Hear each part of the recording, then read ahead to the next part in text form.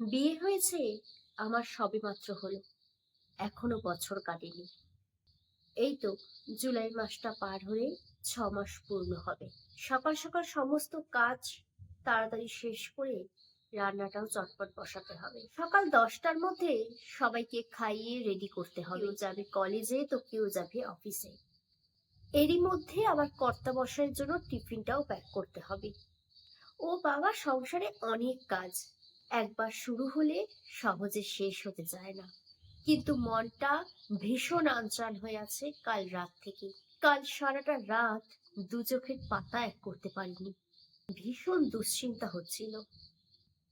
বিয়ের পর থেকে মা মাত্র দুবার আমার এই বাড়িতে এসেছে।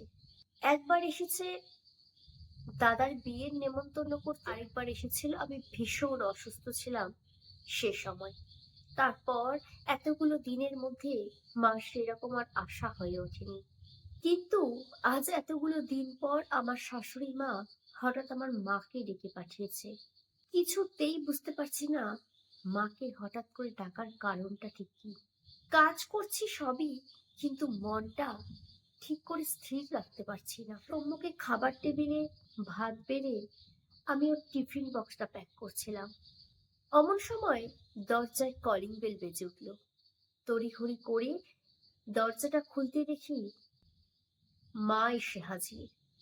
ক্লান্তির ছাপ এবং অস্থির মন নিয়ে মাকে এই প্রথম আমি দেখলাম আমার এই বাড়িতে আসতে। এবার মা চিৎকার করে বলছে, হ্যাঁ রে, তুই কি কিছু করেছিস? কিছুতে ঝামেলা বাঁধিয়েছিস? হঠাৎ করে দিদি আমায় এভাবে ডেকে পাঠালো যে আমি কি আর উত্তর দেব? আমি তো নিজেই কিছু বুঝতে পারছিলাম না।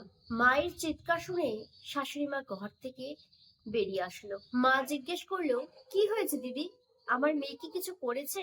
আরে দাঁড়ান দাঁড়ান, এত তাড়াহুড়ো কিসে? বলছি তো, সে তো করেছেই বটে, না হলে কি আর আপনাকে এভাবে ডেকে পাঠাই? তুমি রান্নাঘরে গিয়ে 1 কাপ চা করে আনো, সাথে লুচি বা পরোটা কিছু একটা এনো। আমি রান্নাঘরে এসে চা বসার সময় সম্মুখ খাবার শেষ করে রান্নাঘরে আসলো হাত ধুতে। আমাকে এতটা অস্থির দেখে বলছে, চিন্তা করো না, মা হয়তো এমনি ডেকে পাঠিয়েছে। যাই হোক, আমি আসছি, আমার নয়তো আবার অফিসে দেরি হয়ে যাবে। আমি চায়ের কাপটা হাতে নিয়ে ড্রয়িং রুমে যেতেই শুনছি সৌম্যকে ওর মা বলছে, তুই একটু অপেক্ষা করে যা, তোরও তো জানা উচিত তোর বইয়ের কাণ্ড। এবার আমার অস্থিরতা যেন আরো দ্বিগুণ বেড়ে গেল। কিছুক্ষণ বাদে একটা আশীর্বাদের থালি নিয়ে আসলো, যেখানে রাখা ছিল প্রদীপ দুব্য আর কিছুটা ধান। এসবের মানে কি? তুমি কি কিছু বলবে, নাকি এখনো চুপ করেই বসে থাকবে? তাহলে আমিই বলি। তখন কিছুটা আন্দাজ করতে পারছি না। শাশুড়ি মা মাকে বলছে, আপনার এত গুণী এক মেয়েকে এত তাড়াতাড়ি পার করে দিলেন। সে আপনি যাই বলুন না কেন দিদি, কাজটা আপনি মোটেও ভালো করেননি।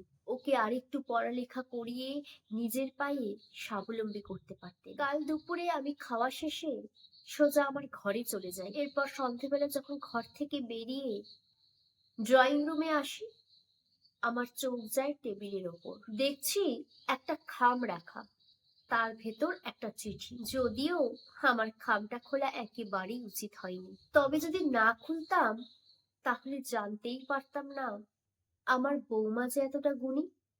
হঠাৎ খেয়াল হলো, মাস 9 আগে একটা বেসরকারি স্কুলে ভূগোলের শিক্ষিকা হিসেবে অ্যাপ্লাই করেছিলাম।